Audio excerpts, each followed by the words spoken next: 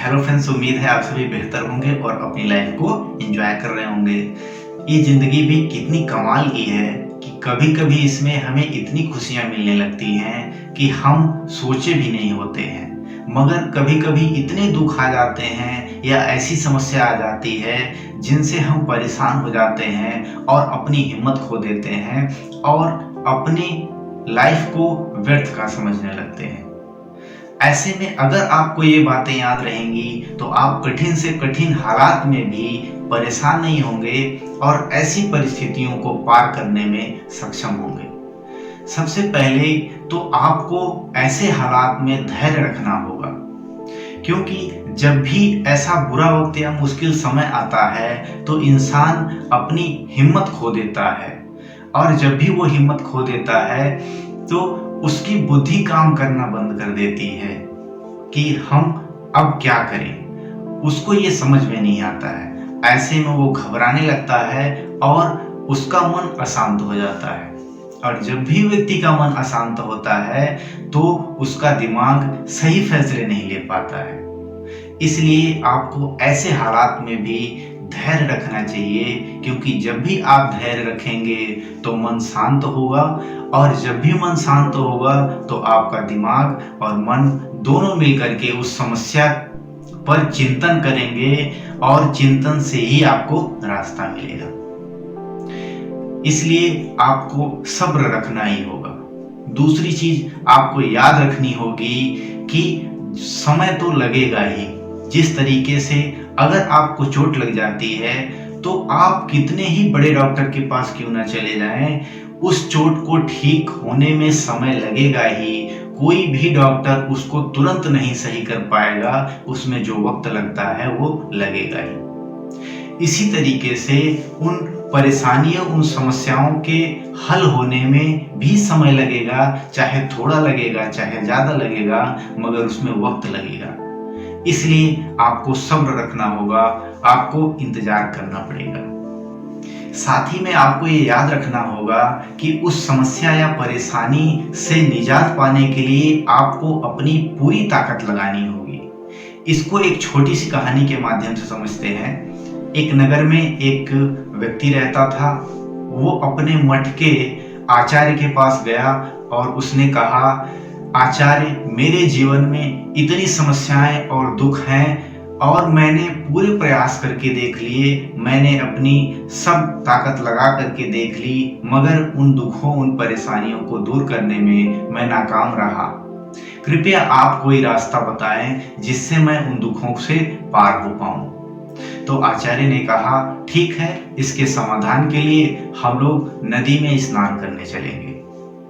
आचार्य उस व्यक्ति के साथ में नदी में स्नान करने चले जाते हैं और नदी के पानी में उतर करके आचार्य ने कहा, तुम्हारी सभी समस्याओं और दुखों का हल जो है वो इस पानी के अंदर है। तो तुम अपना सिर इस पानी में जैसे ही डालोगे, तुम्हें अपनी सभी समस्याओं और परेशानियों का हल अपने आप मिल जाएगा। व्यक्ति ने ऐसा ही किया। व्यक्ति अपने सिर को पानी में डालता है जैसे ही, तो आचार्य ने अपने हाथों से उसके सिर को दबा दिया और ऐसे में व्यक्ति कोशिश करने लगा कि आचार्य का हाथ हट जाए और अपने सिर को वो बाहर निकाल पाए पानी से।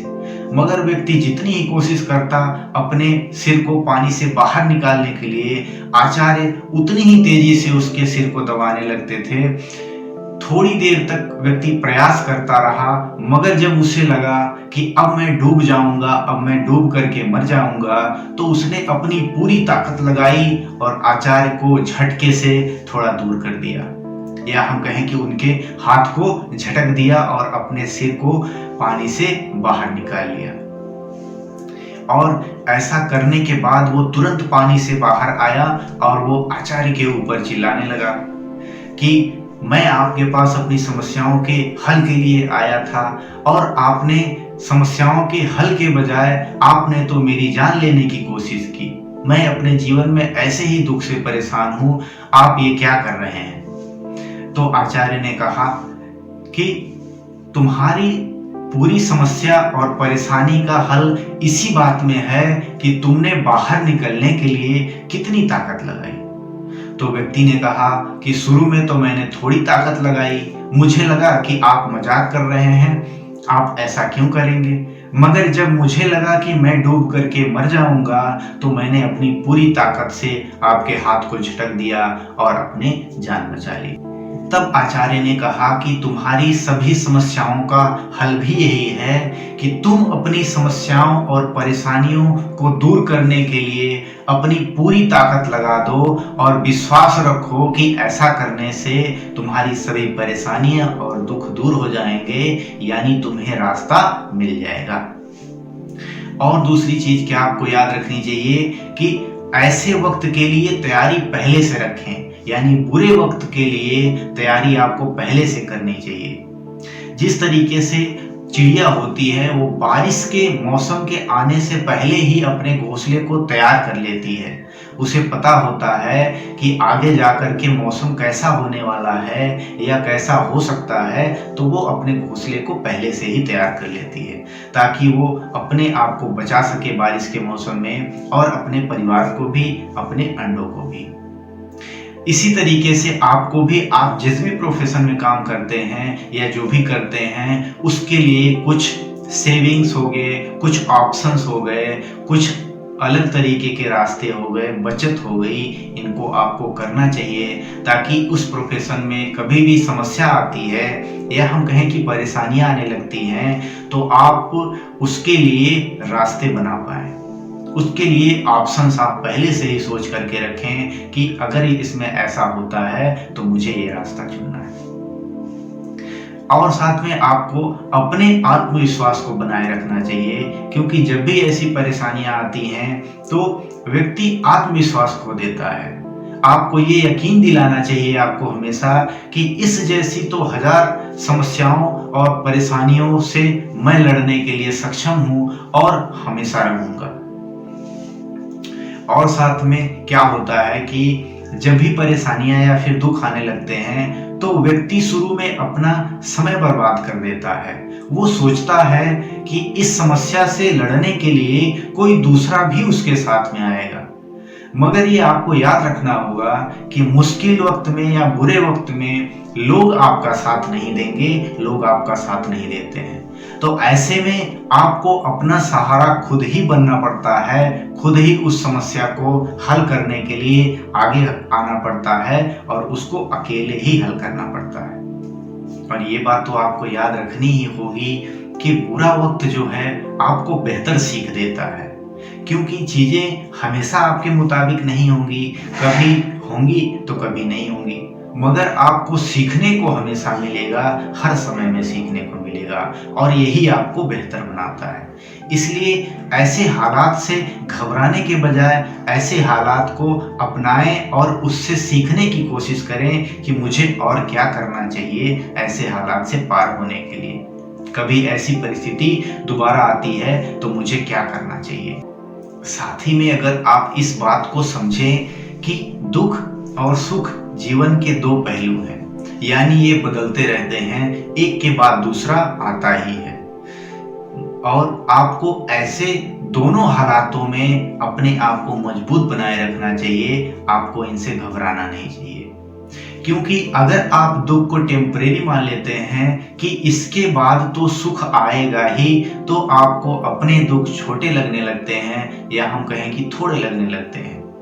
अब मगर आप ये सोचते हैं कि मेरे दुख कब खत्म होंगे, मेरी परेशानियों का अंत कब होगा, तो आपको ये दुख बड़े लगने लगते हैं और आपको बेचैन करने लगते हैं। ऐसे में आप इसको ऐसे समझिए कि अगर आप कहीं ट्रेन में सफर करते हैं तो कभी कभी होता है कि हमें सीट नहीं मिलती है, तो ऐसे में आप क्या करते हैं, ट्रेन को छोड़ देते हैं?